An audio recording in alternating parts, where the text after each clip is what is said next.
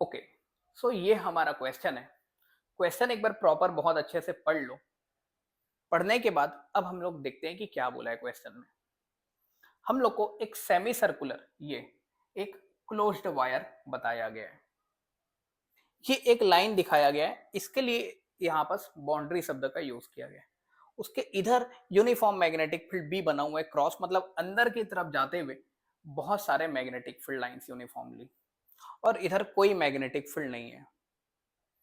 उसके बाद at time t बराबर 0 पर हम लोग को दिखाया गया कि इस O पॉइंट के अबाउट, इस O पॉइंट के अबाउट इसको रोटेट कराना स्टार्ट किए।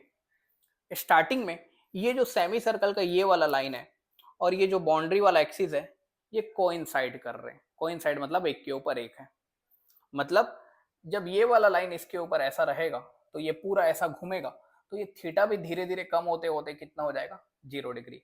मतलब टाइम t बराबर 0 पर हमारा ये वाला सिचुएशन है। उसके बाद इसको रोटेट कराना स्टार्ट किए with a constant angular acceleration alpha. Omega नहीं, इस बार एक्सेलरेशन अल्फा दिया हुआ है। ठीक है, तो जैसे जैसे ये घूमेगा, बिल्कुल ये जैसे घूमेगा इस ओ पॉइंट के अबाउट इसको फिक्स रखेंगे यहाँ पर और ऐसे रोटेट करेगा। मतलब अगर ये हमारा क्लोज्ड वायर होता तो ये अगर हमारा ओ पॉइंट होता ऐसा, तो ये बिल्कुल ऐसा घूमेगा। इस ओ पॉइंट, ये पॉइंट फिक्स रहेगा, इसके अबाउट घूमेगा। ठीक है, तो होगा क्या, जैसे हम लोग एक सेकंड बाद देखे, सपोज इतना घुमा हुआ है, तो यहाँ बस तो मैग्नेटिक फील्ड लाइन है जो उसमें अंदर की तरफ जा रहे, पर यहाँ बस तो नहीं है। मतलब हम लोग जैसे जैसे ये घूमेगा तो मैग्नेटिक फील्ड लाइन जो अंदर की तरफ जाने वाले होंगे, जैसे ये शुरू में है, कुछ टाइम के बाद ऐसा घूमेगा तो मान लो यहाँ से एक लाइन अंदर जा रहे हैं, कुछ टाइम के बाद यही घूमता हुआ ऐसा हो गया, तो अब दो लाइन अंदर जाते हुए देखेंगे, ज्यादा एरिया आ गया उस मैग्नेटिक फील्ड के अंदर। अब और घूमेगा तो अब फिर से लाइन क्या हो गए, कम हो गए। अब ये और थोड़ा सा घूम गया ऐसा, तो अब पूरा मैग्नेटिक फील्ड तो यहाँ है, मतलब लाइन जा ही नहीं रहे। मतलब जैसे जैसे घूमते रहेगा अंदर जाने वाले मैग्नेटिक फील्ड लाइन बढ़ेंगे, कम होंगे, फिर बढ़ेंगे, कम होंगे, मतलब चेंज होते रहेंगे। तो इसके एरिया से जाने वाले अगर लाइन चेंज होंगे, मतलब कहीं ना कहीं फ्लक्स क्रिएट होगा, और ये फ्लक्स भी होगा वो टाइम के साथ चेंजिंग होगा, क्योंकि फ्लक्स बराबर बी इंटू ए करके देखेंगे। तो अगर फ्लक्स चेंज होगा तो ईएमएफ इंड्यूस होगा। तो हम लोग को वही इस क्वेश्चन में ईएमएफ का फॉर्मूला क्या निकलेगा वो देखना है, और उसका टाइम के साथ हम लोग को ग्राफ भी प्लॉट करके दिखाना है। तो ये ई वर्सेस टी का ग्राफ हम लोग को बनाकर दिखाना है। ठीक है, इसमें यहाँ पर ये एरो दिखाया गया है कि इस डायरेक्शन पे अगर करंट फ्लो होगा तो जो ईएमएफ आएगा उसको हम लोग पॉजिटिव लिखेंगे, बोला है। इस डायरेक्शन में अगर करंट फ्लो हो रहा होगा लूप में तो उसके ईएमएफ को पॉजिटिव, अगर इस डायरेक्शन में करंट फ्लो होगा तो इसके ईएमएफ को हम लोग को नेगेटिव लेना है। तो सोचना स्टार्ट करते हैं। बिल्कुल ऐसा है, जब घूमेगा वो ऐसा, तो अभी तो ये पूरा थीटा एंगल 0 डिग्री है, जब वो ऐसा घूम के आएगा तो थीटा 0।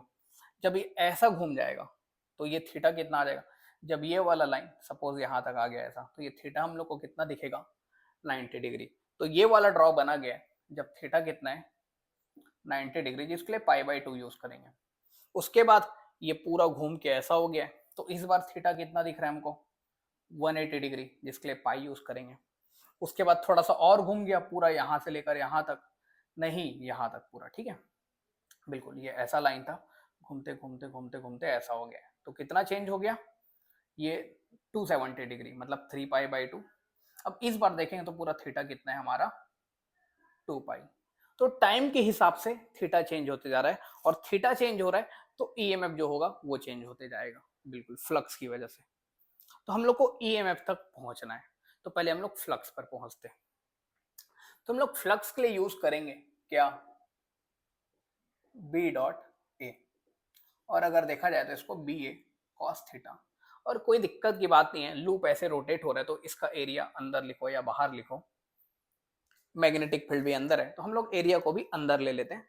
तो एरिया भी अंदर, मैग्नेटिक फील्ड भी अंदर, तो दोनों के बीच का एंगल 0 डिग्री, कोई दिक्कत नहीं है उससे। तो कॉस 0 हो गया 1 बी। ये जो मैग्नेटिक फील्ड है ये यूनिफॉर्म है, तो बी तो चेंज नहीं हो रहा है, चेंज कौन हो रहा है बार बार, ये एरिया। जैसे यहां पर देखें तो मैग्नेटिक फील्ड में कितने एरिया आ रहे हैं इस लूप के कोई से भी एरिया नहीं आ रहे। पर अगर इस टाइम पर देखेंगे, किसी टाइम टी पर, ये हमारा suppose at any time T है, तो इस बार कितने एरिया आ गए लूप के मतलब मैग्नेटिक फील्ड के रेंज में, इतने बड़े एरिया। ये तो क्या इस एरिया का हम लोग फॉर्मूला जानते हैं? ये तो कोई सेक्टर का एरिया है, तो इसका एरिया हम लोग जानते हैं क्या? हाँ बिल्कुल, इसका एरिया हम लोग लिख सकते हैं हाफ आर स्क्वायर थीटा। ये हम लोग जानते हैं, रेडियस आर दिया हुआ है। कैसे लिखें? अगर हम लोग लिखना चाहें इस थीटा के लिए, तो हम लोग टोटल एंगल, टोटल एरिया जानते हैं कितना होता है, पाई आर स्क्वायर। तो थीटा डिग्री के लिए लिखना है तो कितना लिखते हैं, थीटा बाई 360, जिसको 2 पाई लिख देते हैं। तो ये आ गया 1/2 आर स्क्वायर थीटा। तो सेक्टर के एरिया का फॉर्मूला। अब ये जैसे जैसे थीटा चेंज होगा वैसे वैसे एरिया चेंज होगा। तो यहाँ एरिया पर उसको ले जाकर लिखते हैं हम लोग हाफ आर स्क्वायर थीटा। ये हमारा फ्लक्स है। अब थीटा चेंज होगा तो फ्लक्स भी चेंज होगा। तो ईएमएफ अगर लिखना चाहूं तो मैं कितना लिखूंगा, D phi by D T. इसको जब डी टी करूंगा तो b/2 आर स्क्वायर, तो बाहर निकल गया, बचा कौन, D theta by D T. तो मेरे को थीटा को टाइम के साथ रिलेट करना पड़ेगा कि कैसे टाइम चेंज हो रहा है तो ये एंगल चेंज हो रहा है। उसके लिए तो हम लोग को एंगुलर एक्सेलरेशन दिया है। एंगुलर वेलोसिटी होता तो थीटा बराबर हम लोग ओमेगा टी से सीधा निकाल लेते हैं, पर यहाँ पास एक्सेलरेशन दिया है तो हम लोग को इक्वेशन लिखना पड़ेगा। तो हमारा इक्वेशन क्या होता है, हम लोग सेकंड इक्वेशन लिखते हैं, स्टार्टिंग में रेस्ट से स्टार्ट हुआ है तो ओमेगा नॉट, स्टार्टिंग वाली एंगुलर वेलोसिटी 0, तो सीधे हम लोग हाफ अल्फा टी स्क्वायर। तो जो थीटा है वो टाइम के साथ ऐसे चेंज हो रहा है, तो यहाँ थीटा को हम लोग डाल देते हैं कितना, हाफ अल्फा टी स्क्वायर। तो टी स्क्वायर का 2t हो गया, तो ये 2 से 2 निपट जाएगा, तो ये आ गया 1/2 R square B alpha T. तो हमारा ईएमएफ का फॉर्मूला ये आ गया। बिल्कुल, अब इसमें आर कांस्टेंट है, मैग्नेटिक फील्ड कांस्टेंट है, एंगुलर एक्सेलरेशन कांस्टेंट यूनिफॉर्म है।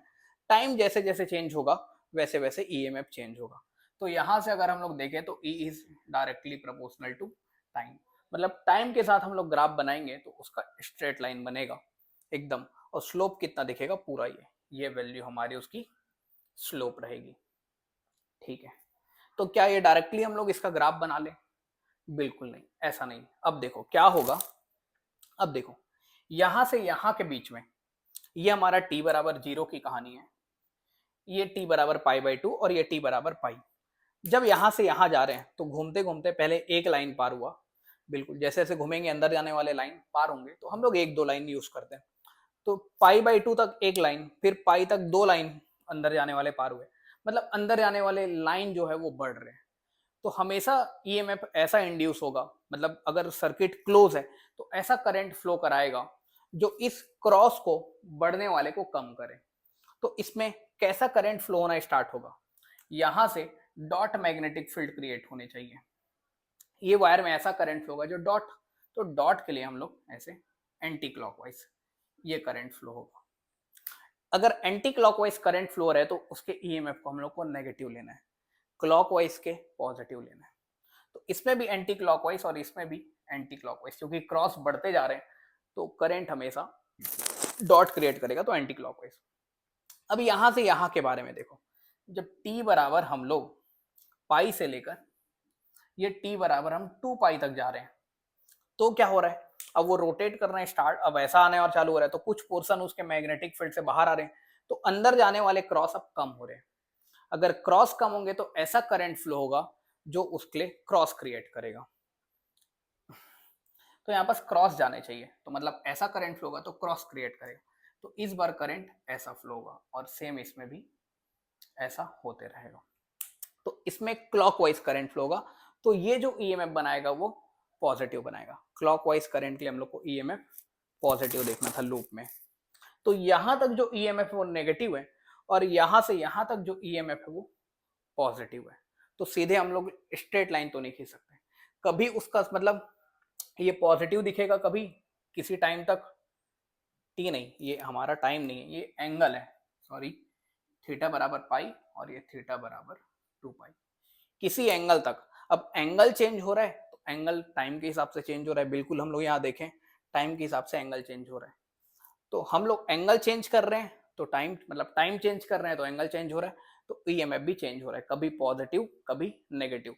तो यहां से यहां तक जब देखेंगे पूरे इस रेंज में तो हम ईएमएफ का ग्राफ नेगेटिव बनाएंगे, और जब यहां से यहां तक हम देखेंगे तो ईएमएफ का ग्राफ हम पॉजिटिव बनाएंगे। चलो, तो यहां से यहां तक तो बात कर लिए कि जीरो से लेकर पाई एंगल तक। हम लोग ये टाइम देखना चाहते हैं, हम लोग ईएमएफ को टाइम के साथ रिलेट कर रहे हैं। तो इतने में कितना टाइम गुजर गया ये देखो, यहां से यहां आने में कितना टाइम लगा। तो कितना एंगल रोटेट किया, पाई। तो पाई रोटेट करने में टाइम कितना लगा, कुछ नहीं, उस एंगल पर पाई डाल दो। कितना डाल दो, पाई।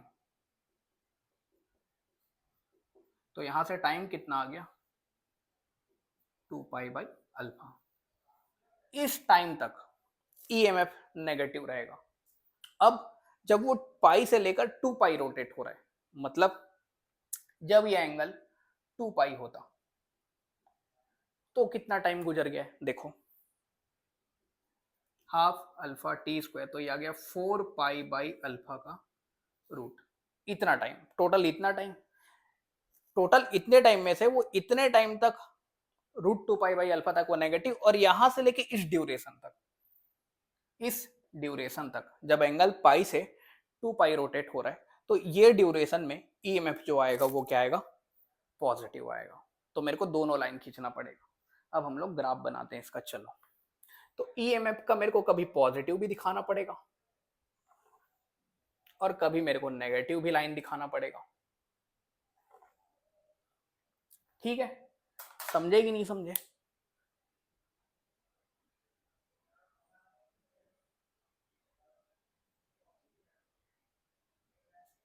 ठीक है, अब देखो शुरू में कहां तक, √2 पाई/अल्फा टाइम तक, ये टाइम तक √2 पाई/अल्फा तक ईएमएफ कैसा आएगा, नेगेटिव। तो इस टाइम तक मेरे को ईएमएफ नेगेटिव दिखेगा, ये वाला टाइम तक। उसके बाद यहां से लेकर √4 पाई/अल्फा तक,